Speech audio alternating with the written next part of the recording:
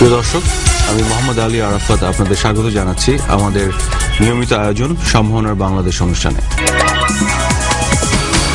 আপনারা জানেন বিশ্ব মন্দার যে পরিস্থিতি আজকে, তার প্রেক্ষিতে বাংলাদেশের শ্রমবাজার বড় ধরনের একটি চ্যালেঞ্জের সম্মুখীন হয়েছিল। এই চ্যালেঞ্জকে মোকাবেলা করে বাংলাদেশের সরকার যেভাবে কাজ করেছেন, যে কার্যক্রম হাতে নিয়েছেন, সেই বিষয়গুলো নিয়ে আমরা কথা বলবো। এবং বাংলাদেশের শ্রমবাজার যেটি বহির্বিশ্বে আছে এবং তাদের শ্রমের ফলে যে তাদের যে ফরেন কারেন্সি যে আর্ন করে তারা এবং যে রেমিটেন্স বাংলাদেশে পাঠানো হয়, বাংলাদেশের অর্থনীতি এর উপর অনেকখানি নির্ভরশীল, আমরা এটিও জানি। কাজে বাংলাদেশের সরকার যথেষ্ট গুরুত্বের সাথে এই বিষয়টি দেখছেন। তো এই পুরো বিষয়টি নিয়ে আমরা আলোচনা করব এবং এই শ্রমবাজার নিয়ে এর ভবিষ্যতের সম্ভাবনা, এই বিষয়গুলো আমরা তুলে ধরার চেষ্টা করব আমাদের আলোচনায়। আজকে আমাদের আলোচনায় যারা উপস্থিত আছেন আমি পরিচয় করে দিচ্ছি আপনাদের সাথে। আমাদের সাথে আছেন ডক্টর জাফর আহমেদ খান, সচিব, প্রবাসী কল্যাণ মন্ত্রণালয়, আপনাকে স্বাগত। আমাদের সাথে আরো আছেন জনাব আলিয়া হায়দার চৌধুরী, মহাসচিব, পায়রা, আপনাকে স্বাগত জানাচ্ছি।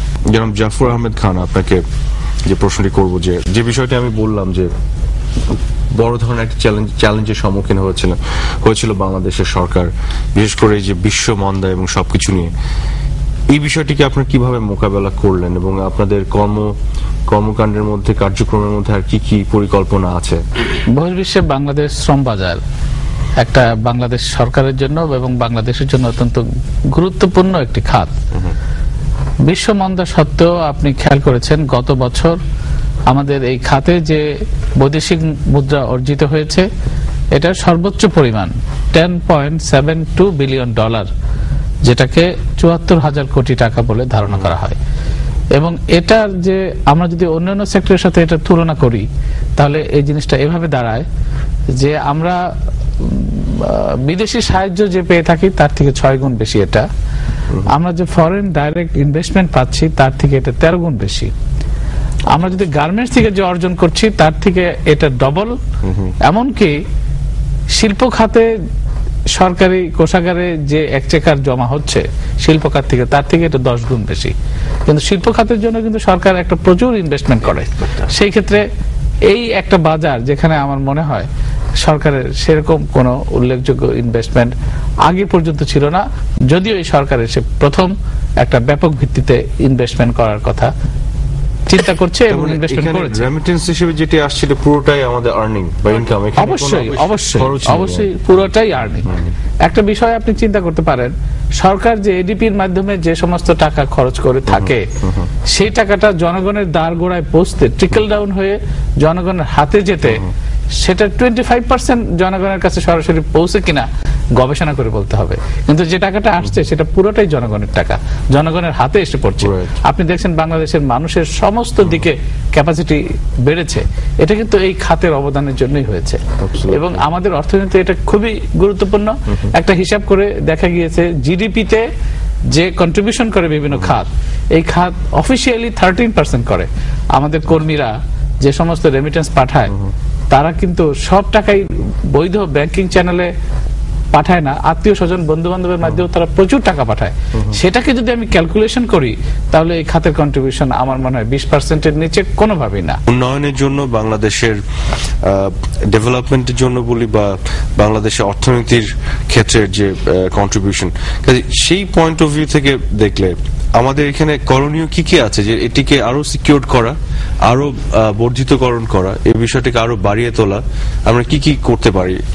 জনাব আলী হায়দার, আপনি যদি। আমি এই ক্ষেত্রে সচিব মহোদয়ের বক্তব্যের সূত্র ধরে একটা জিনিস সাপ্লিমেন্ট করতে চাচ্ছি।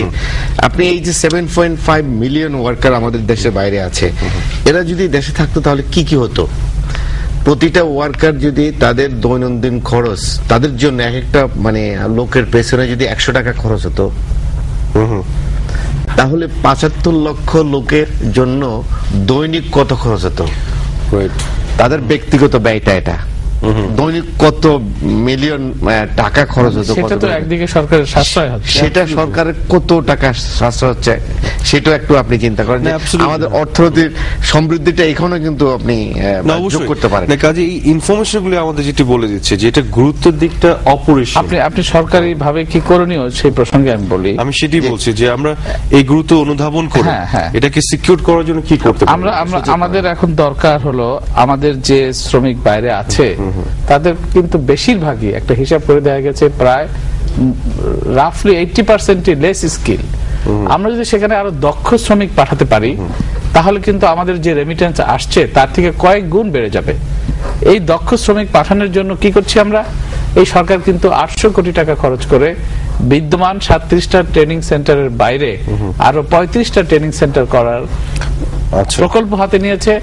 এটা 5 বছরে শেষ করার পরিকল্পনা ছিল, কিন্তু মাননীয় প্রধানমন্ত্রী একনেক সবাই বলেছে না, আমাদের এটা এত বেশি প্রয়োজন, 2 বছরের মধ্যে এটা বাস্তবায়ন করতে হবে। সরকার ছাড়াও আমরা যে সমস্ত রিক্রুটিং এজেন্সি আছে তাদেরকে প্রত্যেককে শর্ত দিয়ে দিচ্ছি যে তাদের নিজস্ব টেকনিক্যাল ট্রেনিং সেন্টার থাকতে হবে। এবং এই যে টেকনিক্যাল ট্রেনিং সেন্টার, এটা কিন্তু প্রাইভেট উদ্যোগে অনেক টেকনিক্যাল ট্রেনিং সেন্টার হয়েছে। তারপর আমি বলবো আমাদের চাহিদার তুলনায় এটা এখনো নগণ্য। শ্রম বাজারের কথা যদি আমরা চিন্তা করি, গত বছর ফর্মাল সেক্টরে দেশের ভিতরে 2 লক্ষ শ্রম কি সৃষ্টি করা সম্ভব হয়েছে? আমার মনে হয় না। কিন্তু গত বছর এত বিশ্বমন্দার পরেও 4 লক্ষ শ্রমিক কিন্তু দেশের বাইরে গিয়েছে। অর্থনীতির দিক থেকে তো আছে, দেশের সরকারের একটা অন্যতম দায়িত্ব যে শ্রম লোকজনকে প্রোভাইড করা, বেকারত্ব দূর করা। বেকারত্ব দূর করার ক্ষেত্রে কিন্তু এই সেক্টরে একটা বিরাট ভূমিকা রাখছে। এই 4 লক্ষের মধ্যে কিন্তু প্রায় লক্ষাধিক লোক হয়তো ট্রেন্ড অবস্থায় গিয়েছে, বাকি 3 লক্ষ লোককে আমরা ট্রেনিং দিয়ে পাঠাতে পারিনি। আজকে যে মাননীয় প্রধানমন্ত্রী ডিজিটাল বাংলাদেশের যে আমাদের স্বপ্ন দেখাচ্ছেন এবং বাস্তবায়নের দিকে উনি এগিয়ে যাচ্ছেন, সেটাকে যদি আমরা ধরি, সেই সূত্রটাকে ধরি, সেটা কি? আমি যদি উপজেলা লেভেলে এই যে ইনফরমেশন টেকনোলজিটা যদি পৌঁছে দিতে পারি এবং আমাদের প্রবাসী কল্যাণ মন্ত্রণালয়ের মাধ্যমে যদি ইন্টারনেটের মাধ্যমে যদি আমি একটা প্রপার ইনফরমেশন ওখানে একজন ওয়েলফেয়ার অফিসার দিয়ে যদি দিতে পারি যে আমাদের বাংলাদেশে এতটা রিক্রুটিং এজেন্সি, বৈধ রিক্রুটিং এজেন্সি আছে, এই অফিসে এই কাজ এখন আছে, তারা কিন্তু ওই গ্রামের এরিয়া, ওই উপজেলা লেভেল থেকে ইনফরমেশন গুলো নিয়ে সরাসরি তারা এখানে আসতে পারবে। তাহলে প্রতারিত হওয়ার সম্ভাবনা অনেকাংশে কমে।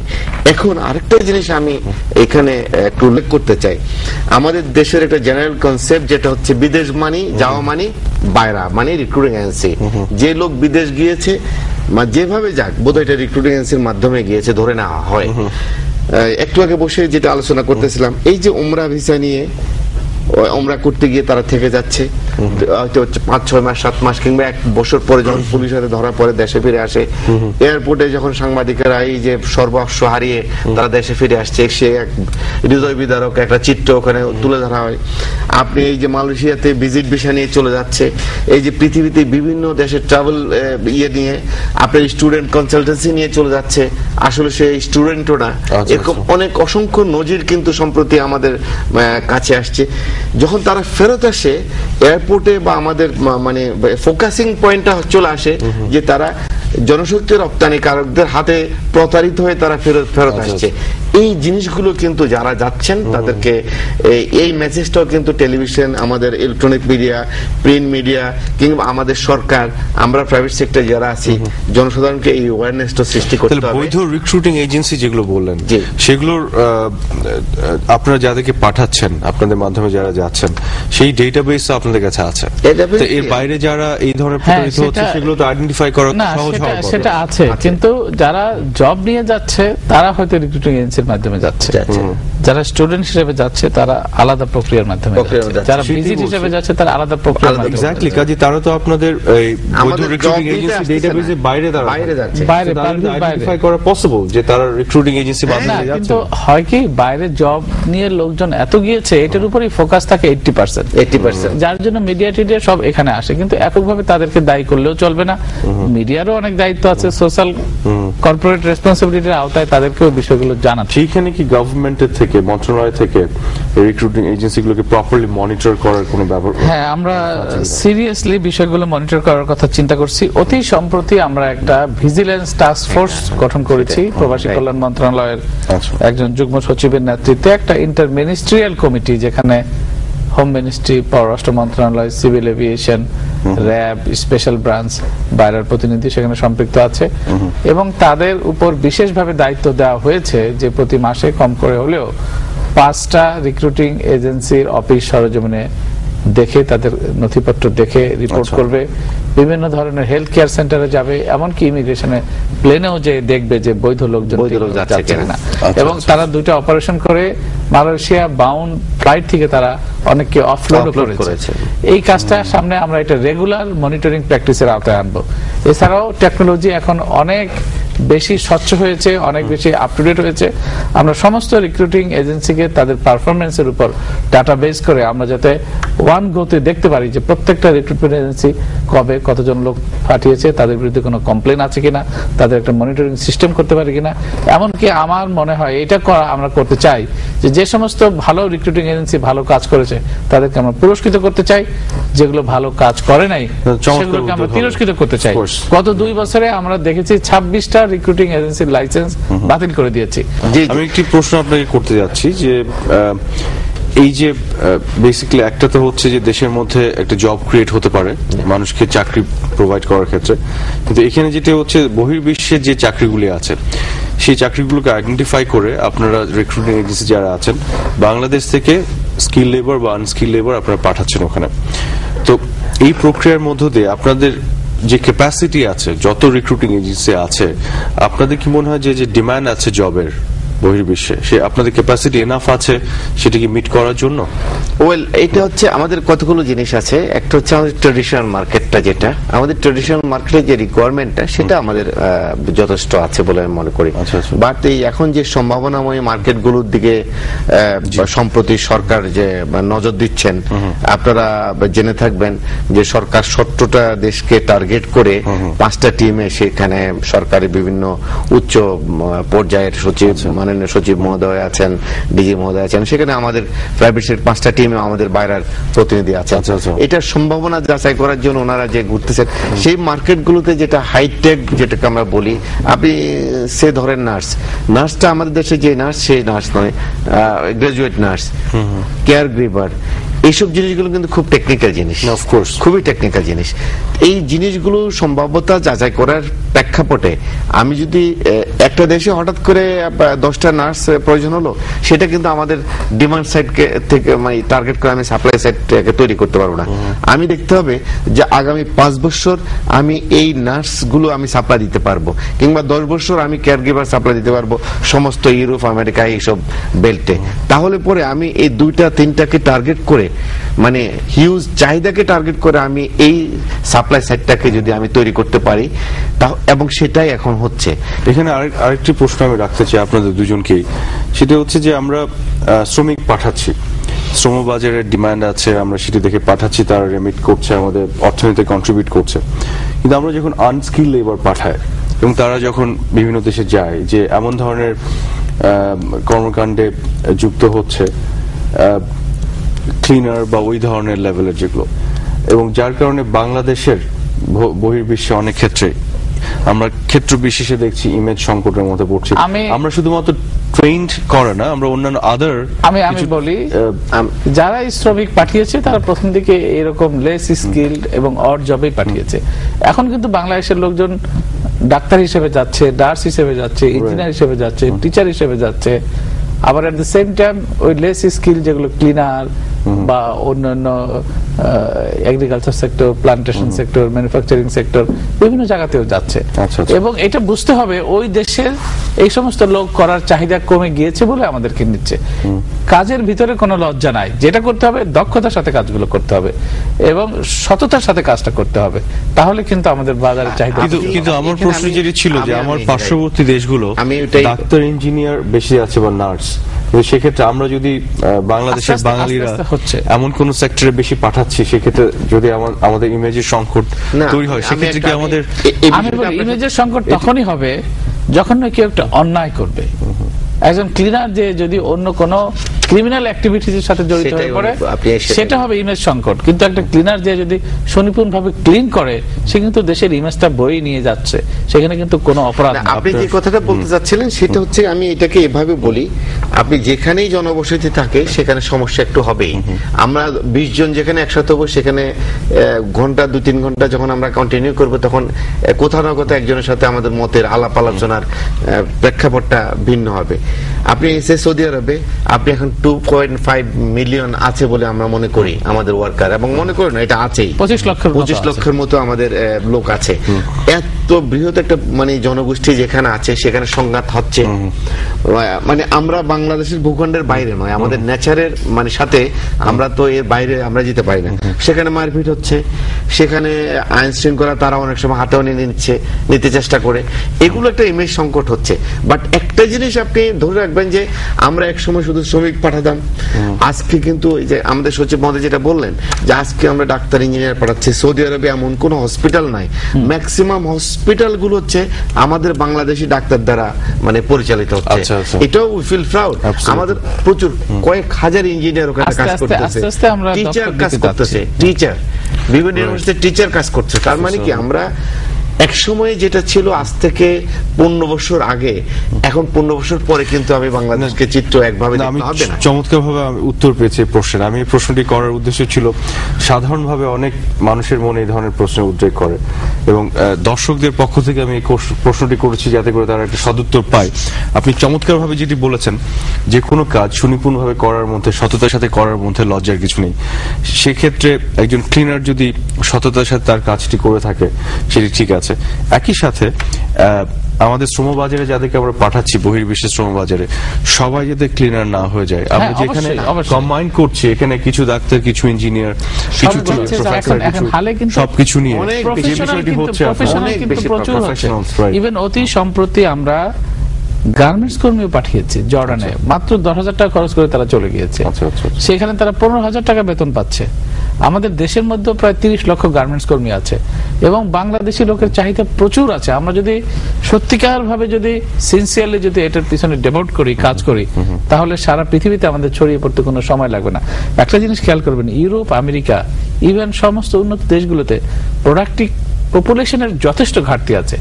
আমেরিকার কথা চিন্তা করেন, আমেরিকাতে দ্বিতীয় বিশ্বযুদ্ধের সময় প্রায় 25-26 কোটি লোক ছিল, এখনো সেখানে 26 কোটি লোক। সারা পৃথিবী থেকে ডিবিতে বিভিন্ন ভাবে লোকজন নেওয়ার পরেও কিন্তু লোক সংখ্যা সেখানে বেশি নাই। সারা ইউরোপেও কিন্তু জনসংখ্যার ঘাটতি আছে। আমাদের প্রচুর লোক আছে, লোকগুলোকে যদি জনশক্তিতে রূপান্তর করতে পারি, Exactly. সারা পৃথিবীতে ছড়িয়ে দিতে পারি, আমাদের কোনো অসুবিধা হবে না। এমনকি আমাদের দেশের ইনভেস্টমেন্টের কথাই চিন্তা করেন। আজকে চীন কি হয়েছে, চীনের যত ইনভেস্টমেন্ট আছে তার 90% হলো তাদের দেশের লোকজন রিটার্ন তারা ইনভেস্টমেন্ট করেছে। আজকে আগামীতে আমাদের দেশের লোক, সেকেন্ড থার্ড জেনারেশনের প্রবাসীরা, তারা যদি আমাদের দেশে ঠিকভাবে ইনভেস্ট করে, তাদেরকে যদি আমরা সেভাবে আকৃষ্ট করতে পারি, বাংলাদেশকে কখনো কোনোভাবেই ফরেন ডিপেন্ডেন্সিতে থাকতে হবে না। কারণ স্বাধীনতা উত্তরকালে, তখনকার কালে দেখা গিয়েছে আমাদের জিডিপির প্রায় 10% এবং এডিপির অ্যানুয়াল ডেভেলপমেন্ট প্রোগ্রামের প্রায় 70-80 ভাগ ছিল বৈদেশিক মুদ্রার। এখন দেখেন সম্পূর্ণ উল্টা, এখন জিডিপির লেস দেন 2% চলে আসছে ফরেন এড, বাকি কিন্তু 96-98% কিন্তু আমাদের নিজস্ব অর্থায়নে হচ্ছে। আগামীতে আমরা যে ষষ্ঠ পঞ্চবার্ষিকী পরিকল্পনা নেওয়ার কথা ভেবেছি, সেখানে আমরা দেখেছি 14 লক্ষ কোটি টাকা লাগবে, তার প্রায় 97% আমাদের নিজস্ব টাকা দিয়ে আমরা বাস্তবায়ন করব। আমাদের গ্রোথ রেট স্বাধীনতা উত্তরকাল থেকে যদি ট্রাই করেন, তখন দেখবেন প্রথম ছিল 3%, তারপর 4-5, এখন 6 দাঁড়িয়েছে, সামনে 7-8 হয়ে যাবে। এত কিছু রাজনৈতিক বিভেদ, এত কিছুর পরেও কিন্তু আমাদের দেশ কিন্তু থেমে নাই। আগে যেখানে 7.5 কোটি লোক ছিল স্বাধীনতা পূর্বকালে, সেই সময় এখন লোক হয়েছে 15 কোটি। যেখানে আগে দারিদ্র সীমার নিচে ছিল 78%, এখন সেখানে দারিদ্র সীমার নিচে চলে আসছে মাত্র 30%। আগে যেখানে আমাদের গড় আয়ু ছিল কত, 40, এখন চলে আসছে 65। আগে আমরা খাদ্য উৎপাদন করতাম সব মিলে 1 লক্ষ মানে 1 কোটি মেট্রিক টন, এখন সেখানে প্রায় 3.5 কোটি মেট্রিক টন আমরা সব মিলে করছি। আমাদের কিন্তু উন্নতি।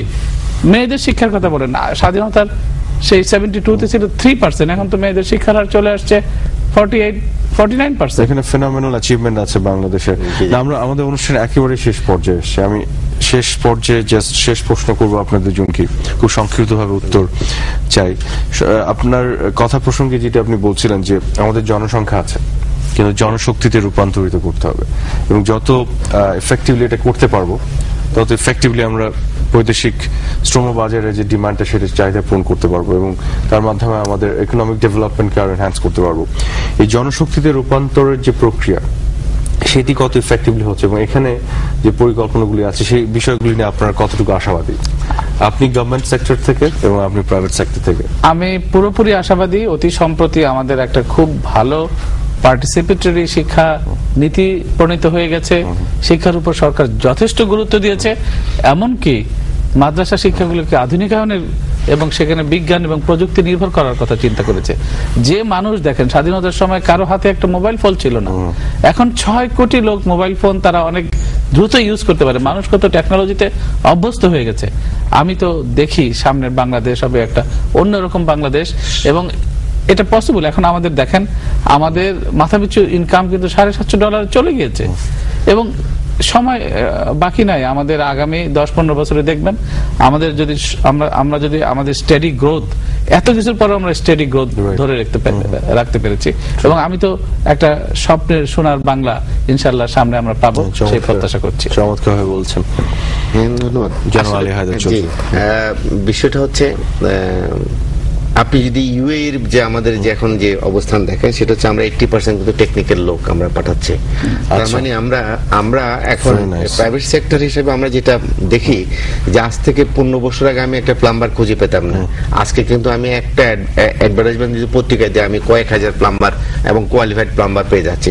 তার মানে আমার বাংলাদেশ যে সম্ভাবনাময় বাংলাদেশ যে আমরা স্বপ্ন দেখছি, আমরা সত্যি এটা আমরা এই বাংলাদেশ, যে বাংলাদেশ নিয়ে আমরা যুদ্ধ করেছি, যে স্বপ্নের বাংলাদেশ নিয়ে আমরা স্বপ্ন দেখেছি, এবং আজকে সেটা বাস্তবে রূপ নিতে যাচ্ছে। সেটা শুধু স্বপ্নই থেকে যাবে না, কারণ হচ্ছে আপনি এই যে আমাদের মাননীয় সচিব মহোদয় যে তথ্য উপাত্য দিয়ে যে মানে ইনফরমেশন গুলো আপনাদের সামনে তুলে ধরলেন, সমগ্র জাতির সামনে তুলে ধরলেন, এটাই হচ্ছে বাস্তবতা। পৃথিবীর কোথাও আমরা থেমে নেই। আপনি গ্রামে যান, গঞ্জে যান, শহরে যান, সবাই ব্যস্ত, কোনো না কোনো কিছু নিয়ে ব্যস্ত, কাজে কর্মে সবকিছু নিয়ে ব্যস্ত, নিজেকে তৈরি করার জন্য, যুদ্ধ করার জন্য, নিজের প্রয়োজনের জন্য, বিদেশে যাওয়ার জন্য, কিংবা এখানে অর্থনৈতিক সমৃদ্ধি করে তোলার জন্য সবাই ব্যস্ত। সুতরাং এই ব্যস্ততাই হচ্ছে আজকে যে আলোচনা, আপনার সম্ভাবনাময় বাংলাদেশের স্বপ্ন আপনি দেখছেন, কিংবা আমাদের এই টেলিভিশনে যেটা যে প্রোগ্রামটা করছে, এটা এই স্বপ্নের জন্য, এই স্বপ্নের প্রত্যাশায় আমরা এই দেশে যুদ্ধ করেছি। এই বাস্তবে প্রত্যাশা এটা হবেই, এটাকে কেউ রোধ করার কোনো শক্তি নেই। অনেক ধন্যবাদ আপনাদের দুইজনকে। প্রিয় দর্শক, আপনারা আমাদের আলোচনা শুনলেন। আমরা আলোচনার শুরুতেই এই বিষয়টি যেটি আমরা আলোচনা করলাম, বৈদেশিক বহির্বিশ্বে বাংলাদেশের শ্রমবাজার, এর যে গুরুত্বের দিকটি, এর যে অবদান বাংলাদেশের অর্থনীতিতে, এই বিষয়টি আমাদের আলোচনার মাধ্যমে উঠে এসেছে, এবং এই গুরুত্ব অনুধাবন করে বাংলাদেশ সরকার যে পরিকল্পনা এবং কার্যক্রম হাতে নিয়েছে সেই বিষয়গুলিও উঠে এসেছে, এবং যেভাবে এই প্রগ্রেসগুলি হচ্ছে এবং যার ফলশ্রুতিতে যে সম্ভাবনা দ্বার উন্মোচিত হচ্ছে, সেই সম্ভাবনা দেখে আমরা সবাই আশাবাদী হচ্ছি বাংলাদেশ আরো এগিয়ে যাবে, এই আশা আমরা সবাই করছি। আপনাদের সবাইকে ধন্যবাদ।